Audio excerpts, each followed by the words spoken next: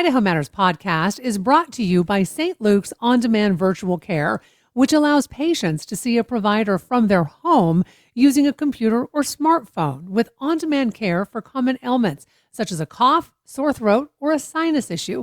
More information at stluke'sonline.org. Idaho Matters is taking a deep dive into the loss of farmland here in the Gem State. Are you a farmer? What challenges do you face as farmland shrinks in Idaho? We want to hear your story. Email us at idahomatters@boisestate.edu or leave us a voicemail using the Talk to Us feature in the Boise State Public Radio app. And then listen to our series on farming called Land and Legacy. Episodes available on Monday afternoons in the Idaho Matters podcast feed. From the studios of Boise State Public Radio News, I'm Gemma Gaudette. You're listening to Idaho Matters. We are all going to die. That is a hard subject for many people to talk about or to even plan for. But planning for death can make the transition for everyone, including family and friends, a little bit easier. That's where an end of life doula comes in. They provide emotional and physical support to patients and families before, during, and even after a person dies. Christine Souza with True North Awakening is a certified end of life doula. She's joining us now, along with doula giver Karen Midlow. She is the community educator from Ancora Health Services, and they're bringing Suzanne B. O'Brien to the Treasure Valley this month. She is the founder of the Doula Givers Institute and the author of the best-selling book, The Good Death. I want to welcome all of you to the show today. Thank you so much. We're honored to be here. And Christine, let me start the conversation with you. Can you tell us a little more about what an end-of-life doula does?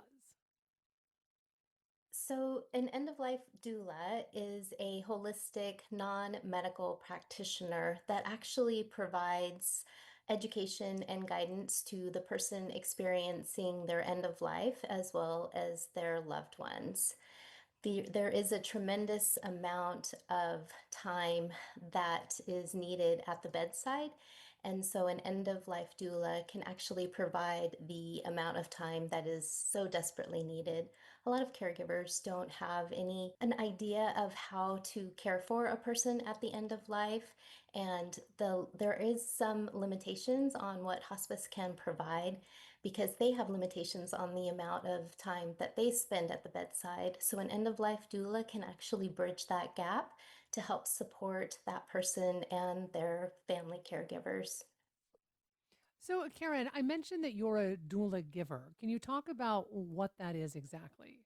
I absolutely can. Thanks, Gemma. I trained with Suzanne O'Brien, and the term that she uses for all of us that have gone through her certification is that we're doula givers, and that's what she's called her institute. But like Christine, I too am a doula, an end of life doula. Okay. And so, Suzanne, let me bring you into the conversation because, as Karen just mentioned, she took training from you, and you do help teach family caregivers how to care for their loved ones at the end of life. Can you talk about how you started doing this work and why you created the Doula Givers Institute? I can. Thank you so much for that. So, my background, if I may, I'm a registered nurse by trade. I've worked in hospice care, which is end of life care, and oncology care. And from the very beginning, working in the hospice arena, which is a beautiful model of care, there were limitations. And as Christine mentioned, the limitations are set by the reimbursement structure, not by the hospice. And so, time is our best medicine we have at the end of life. And families are required to do about 98% of the end of life hands on care. And that's determined by Medicare. 98% of the hands on care for someone at end of life is done by family caregivers when they usually don't know the first thing about how to do that. Hospice is a beautiful model of care. The hospice nurse comes in, she assesses, she manages, but she's supposed to, or he is supposed to teach the loved ones how to do that care. There's a gap there because as a hospice nurse, I was there for 1 hour once a week if my patient was stable. Right now, the model's not working well. So we developed doula givers to be non-medical, but medically trained in end of life care to fill in that gap. So they not only help the patient, the family, but they also help the hospice staff as well. And Suzanne, it sounds like anyone can learn these skills, and they don't have to have medical training because it's hopefully, I mean, for a lot of folks, as you said, family members are going to need to know how to learn some of these skills. You're exactly right. And let me remind you that, we've been dying for thousands of years. We know how to do that. It's really the last 100 and 120 that we've literally removed end of life from being even part of our awareness at all. And so 100 years ago, a grandmother used to teach the skills on how to care for somebody at the end of life to a grandchild. We've lost that, and it's time to bring that back. So anyone can learn this, and it's a holistic training. And that's what the word doula means. It means a non-medical person who Mm. cares holistically, physically, mentally, emotionally, and spiritually for someone else. And holistic at the end of life is so incredibly important. And I think in life as well. But anyone can learn to do this work. You will learn medical terminology, disease processes, but it is non medical in nature. And Suzanne, talk to us about the three phases of Mhm. end of life. If I may, I've been honored and blessed to be with over 1,000 people at the end of life. So I was able to pull from all of the experiences I had, and I could identify three distinct phases that happen at the end of life. The first is a shock phase. You can imagine people get a Hmm. terminal diagnosis. There's an overwhelming feeling of shock for not just the person, but for the family. And so allowing people to know what these phases are and then what they can do in these phases and the interventions they can use for comfort really has proven to be incredibly effective for people all over the world using this model. So you said the shock phase, Mm-hmm. stabilization phase, transition phase. Mm-hmm. W- I would assume that yes, the person who is dying goes through this, but as you mentioned, I mean, the family does too. I experienced losing both of my parents. I have lost three of my brothers. Definitely have gone through these phases of end of life with many of them. Um, what is the best advice you can really give to folks who might be in that shock phase, right? Because it can literally turn your world upside down. And it does. And it does. So, can I please tell you, and this is why Ancora Health and coming out to Boise is so incredibly important because we're meeting with community, hopefully, before they ever need it. So, the real Mm, way that people can embrace that, even the understanding, and I know this might sound really interesting to say, but right now we're even pretending like death is not going to happen, right. is optional. And when it does show up, it is 10,000 times more complicated. So when we get together and we talk about what's quality of life to you, what does it mean to you subjectively?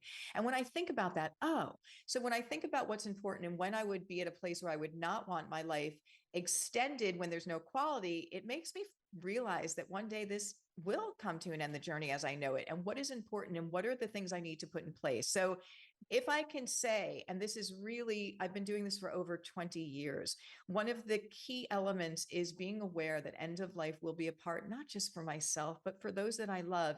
And what are the important things about what I need to know? What is quality of life to me? And then also what's important to my parents so I can help navigate that space and make sure that I am providing what they want. But here's the other gift that it provides. It makes me realize that, wait a minute, one day this journey will be over. What's important to me today? And am I living in that Mm, space with presence and compassion and not missing the journey? Because one of the things that patients and families will always say when I get there is, I thought I had more time. mm. Christine, all of you work with patients who are dying. I'm curious about how you reduce that fear and how do you help those you're caring for? I get asked that question a lot. It's a great question.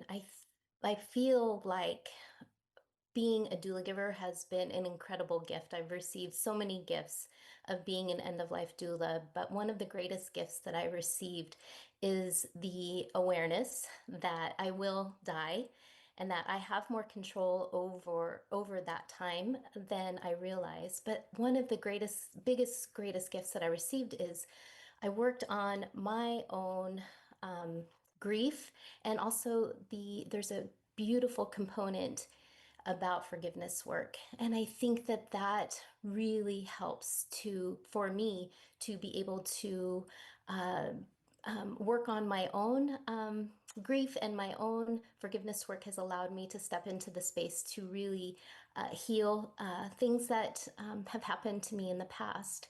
And to be honest with you, I have seen so many beautiful end of life experiences, but I've also seen some difficult ones. And I believe that if we can really tie up as many loose ends that we can before we reach the end of life, it really helps for a much softer landing. I feel like if Mm. we can do our work now and help, like Suzanne is saying, living each day as if it's a mini lifetime in every day, and really begin to embrace that we will all reach that final destination. But to me, this work is so life affirming that I don't find it sad. I actually find as almost as if those facing the end of life breathe life into me because I realize how sacred life is and how important today truly is.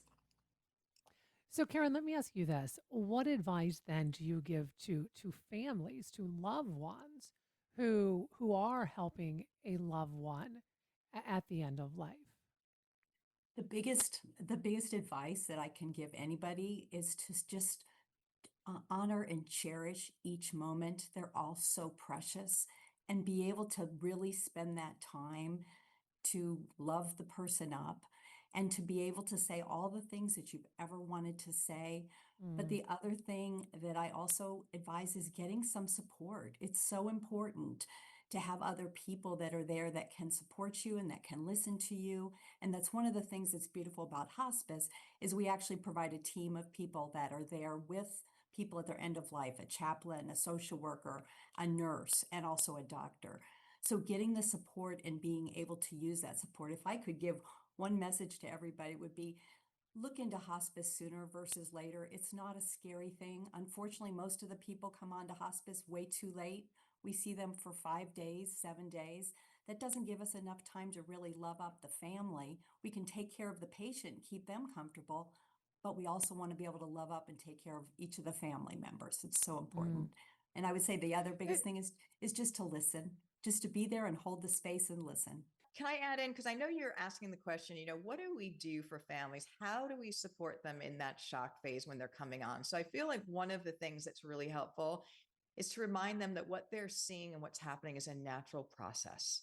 Because usually mhm. it's the first time that there's lots of changes. And the second technique that we use is the 3-question technique to let them know, okay, if you ask these 3 questions every single day, you're going to do the best for your loved one at the highest level. Are there any acute issues? That can also be an immediate need. So are there any pain, nausea, those kind of things? Are there any safety concerns? And what is the support system? And really breaking it down to those steps can really help them get what they need right at that moment, which is sometimes really, really intense.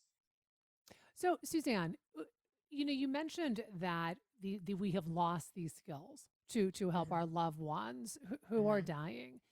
Um, is it because we are, in this modern age, almost afraid to think about our own mortality? Um, or is it that we're just not, are we not built to do this anymore? I mean, I think we Oh, are, but we, it's, but, yes, but we don't we know are so, how.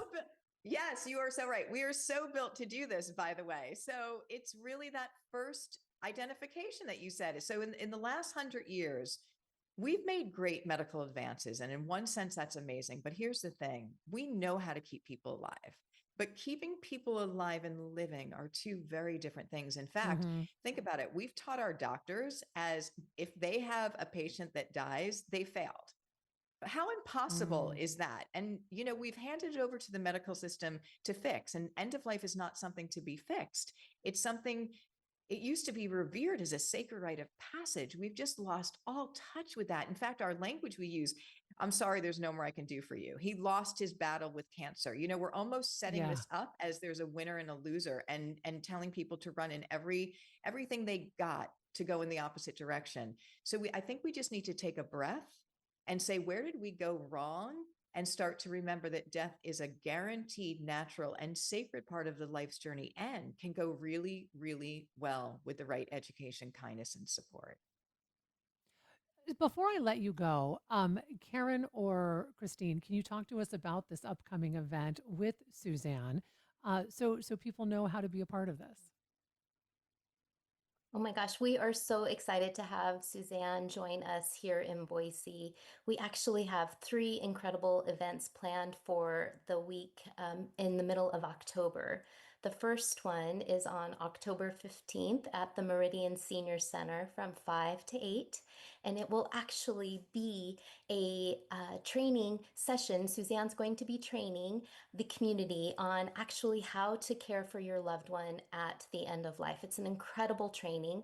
It is also something that is an offering for someone who particularly might be interested in becoming an end of life doula. So it's a level 1 training for doula givers, but it's also this free educational support, community education for the community. We are so excited. And we are also partnering with Rediscovered Books in Boise for a book signing for Suzanne's amazing Good Death book. I do want to give a plug for Suzanne's book. It is an incredible book. It's very similar to what to expect when you're expecting, but at the other end of life. So she'll be there doing a book signing as well as doing this incredible free community educational training on October 15th. And then October 16th, we're so excited. We're also partnering with Ancora for this event. There is an amazing book written by Atul Gawande, and Dateline or Frontline actually did a PBS special called Being Mortal, and it is a beautiful book and film screening that we're going to be bringing to the community at Osher, and we're partnering with PBS and Osher, and that is from 4 to 6 at Osher on the BSU campus, and that's going to be amazing. And then on Saturday, October 18th, will be an additional individual book signing at Barnes & Noble in Boise from 11 to 1, and Suzanne will be doing another incredible presentation on honoring humanity through the end of life. They're all just beautiful offerings, free to the community. We encourage everyone to attend. Well, I want to thank all of you so much for taking time to talk to us really about such an important topic. We've been speaking with Christine Souza. She's an end-of-life doula with True North Awakening, along with doula giver Karen Midlow. She is the community educator from Ancora Health Services, and they are bringing Suzanne O'Brien to the Treasure Valley this coming month. She is the founder of the Doula Givers Institute and the author of the best-selling book, The Good Death. You've been listening to Idaho Matters from Boise State Public Radio. I'm Gemma Gaudet. Sources and methods, the crown jewels of the intelligence community. Shorthand for how do we know what's real? Who told us? If you have those answers, you're on the inside, and NPR wants to bring you there. From the Pentagon to the State Department to spy agencies, listen to understand what's really happening and what it means for you. Sources and Methods, the new national security podcast from NPR.